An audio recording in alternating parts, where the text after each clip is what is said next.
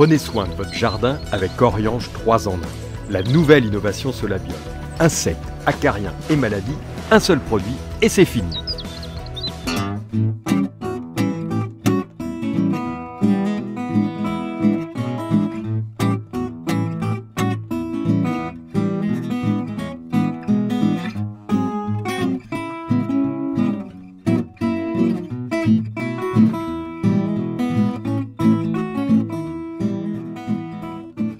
Chers amis qui aimez la botanique, qui aimez le jardinage, le jardin, les plantes, eh bien, vous êtes sur News Jardin TV, le club, vous avez raison et merci pour votre fidélité. Voici un nouveau numéro du quotidien du jardin. Comme chaque soir, nous répondons donc à une question qui nous a été posée soit sur la chaîne, soit sur notre site internet.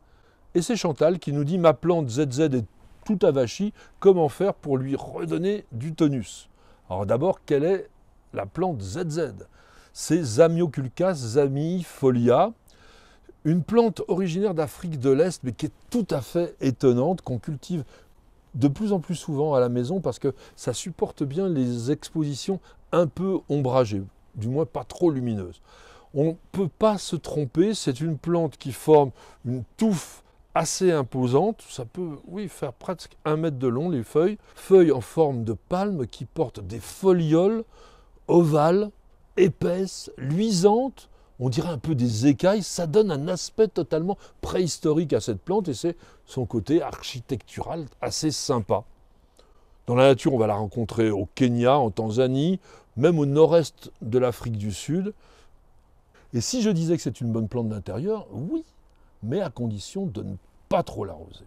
Et je pense que c'est le problème qu'a Chantal aujourd'hui, un petit excès d'eau, le moindre excès d'eau sur le Zamioculcas et très rapidement, il risque d'avoir sa souche que l'on appelle un caudex. C'est une sorte de souche renflée qui est légèrement souterraine. De là partent toutes les feuilles.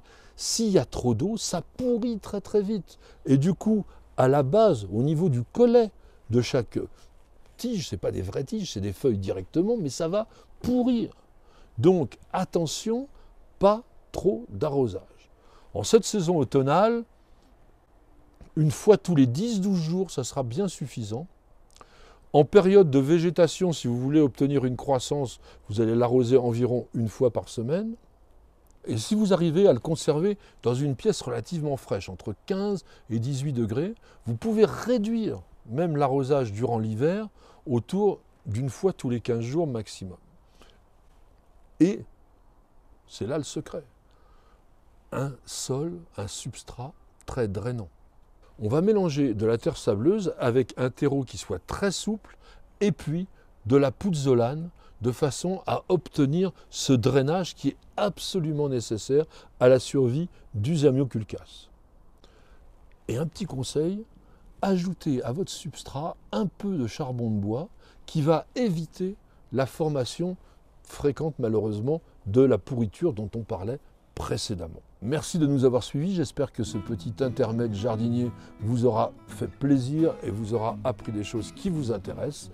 Et je vous donne rendez-vous dès demain à partir de 19 h pour un nouveau numéro du quotidien du jardin. C'est sur News Jardin TV, le club, et nulle part ailleurs.